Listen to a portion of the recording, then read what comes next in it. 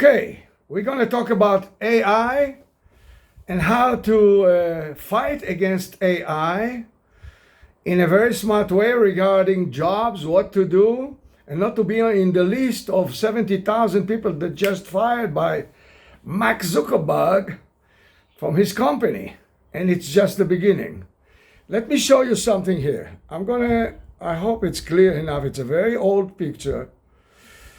Very old. You can recognize, I think, me, and it's a budget air compressors. And what you see here is a Toyota FJ Cruiser. Okay, I will talk about it, but let me show you one more thing. A plier, another tool, wrench. This is for to put you in the right atmosphere.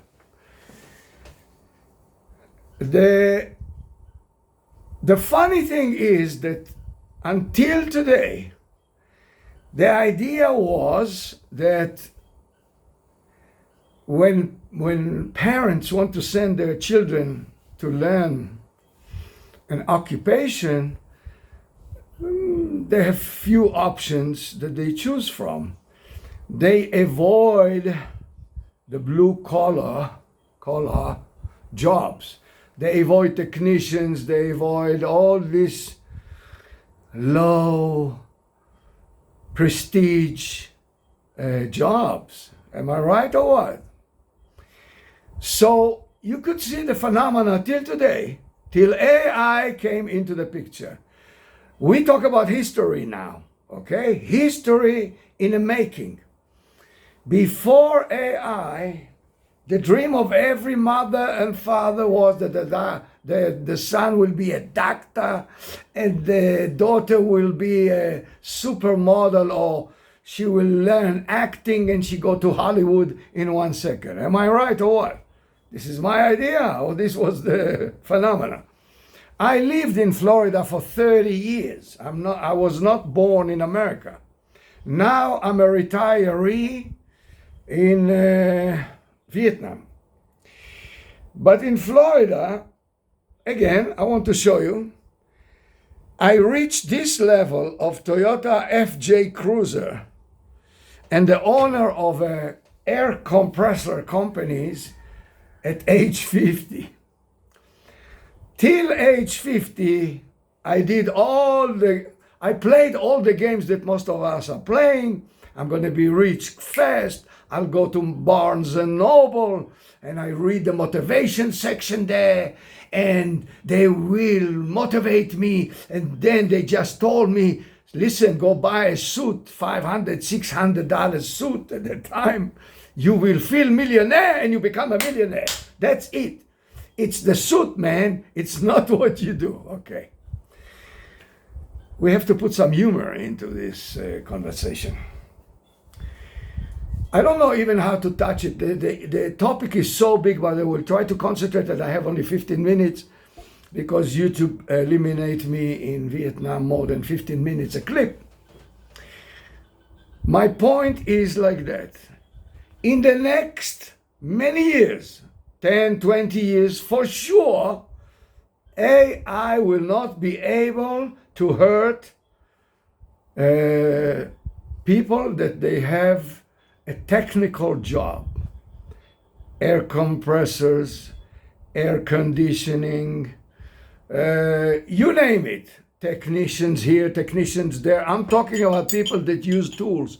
I'm not talking about technicians that they work in the computer industry. They will be out, all of them. Engineers, programmers, they start going out now. Out the door they go, because AI, it's so easy for the AI system to kick the butt out, because you do not need basically physical work to compete with them. So it's very easy to push them out. It's only, the system. They are the humans control the system, but now the system control them. Now, listen very carefully. The next step will be robots. They will stand in front of the assembly line and they will do exactly the same thing that people do. Out the door, these people go. But I bet you one thing. They cannot compete with your plumber, with your electrician, with the AC guy that come to fix your AC, air conditioning, with dentist. Well, dentist is on the level of a doctor, so I don't want to talk too much about doctors and lawyers here. Even lawyers, out the door they go even now. You go, I talk to my AI on WhatsApp on a daily basis because I do YouTube clips. So I ask him, what is your opinion? Did my approach is correct or not correct, smart or not smart? But anyway, so I understand the value of the AI. But the jobs that people are fixing things and they know how to, they're not going to touch it in the next 20, 30 years. So you have time. In 30 years' time, I don't know, maybe they will be able to push even the plumber out and a robot will show up and clean the toilet, fix the toilet, change pipes, and few slaves, humans, will work for him. I don't know. Maybe it can happen, but not so easy, not so fast. Besides it, how dumb the AI companies can be if they want to push everybody out, or they want to put us in a concentration camp. And what are we going to do there? The people will go and fight against it. They can create a very serious situation in society. But forget about it now. I realized about myself how important it is to have a knowledge, a trade, to become a professional, that when you show up in a customer area, $600, $700, just fix it, please. But I didn't know that until age 50.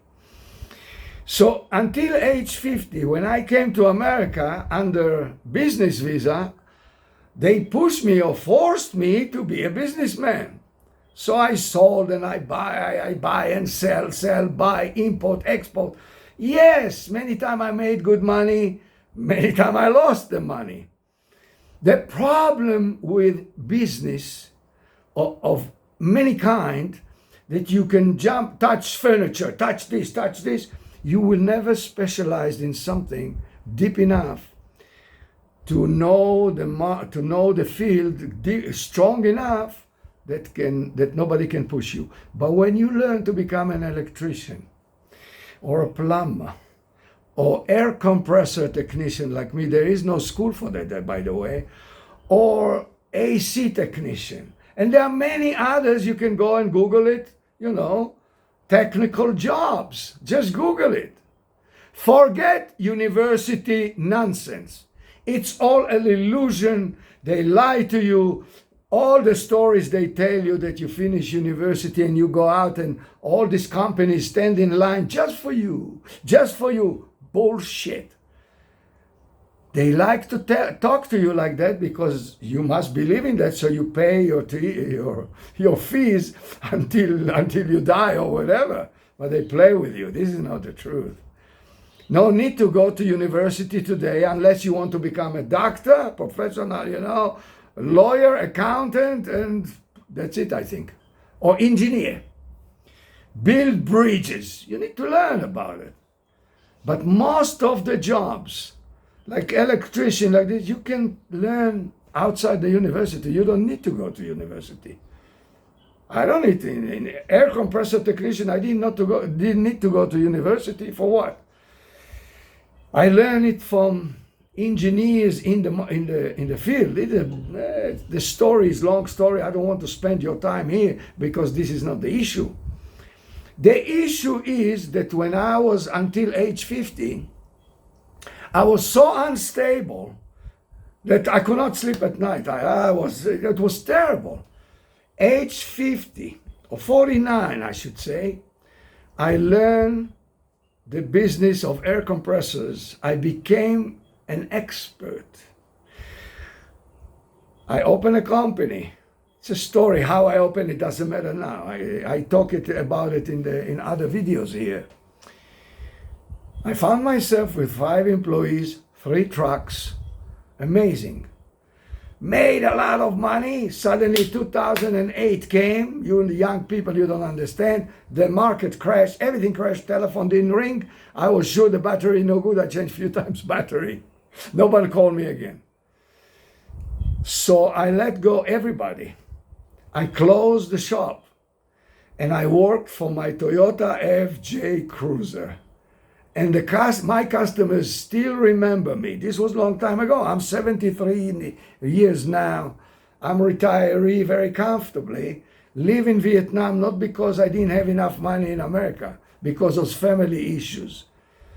Ex-wife, very bad, poisoned the kids. I have 3 daughters, 5 grandkids. Nothing between us. I'm the one cut it off. I will not take shit from nobody telling me I destroyed their lives when I sacrificed my life like a donkey for so many years. I don't talk to people like that. But this is a personal issue. This is not the story here. I'm saying something serious. Even when I went to my truck and I fill up my truck with tools and all things necessary to fix compressors, honest to I don't know who in the sky, 2000, and you talk about 2009. This is 16, 17 years ago. Almost 20 years ago. My average daily income gross was 1,800, between 1,800 and 2,200. So let's talk about 1,800. Let's take tax and everything. Easily, I had $1,000 profit in my pocket each and every day fixing compressors. Because you don't know, air compressors, almost every business needs air compressor. When the compressors shut down, the whole facility shut down. So when I visit them, I say, listen, I'm going to fix it it's going to take me 1 or 2 hours, so it's $200 for the time. And then parts, whatever parts are. And in America, we technicians, we put 100 or 200 markup on any part. Not like in Vietnam, they work for 8%, but this is a different story. So if my visit for 2 hours cost the customer $700, he kissed my feet just to listen to the machine working again. But I was very precise. I was very professional. I took my time. Nobody pushed me. And they pushed me. They say, come on, man, you work too slow. I say, I work too slow, but you never called me back. You will never call me back. And if you call me back, even if the problem is different, I will observe it. This was my name. I was very honest in my job. But this is not the point. I have 1 minute left or 2 minutes. Listen very carefully. Do not listen to anybody telling you that university, paper from university, if it's not doctor, lawyer, and accountant, and engineer, high level, is the solution for your life. This is nonsense. This is not true. And all these people go to university, find themselves going out of university, owe a lot of money, and have no jobs.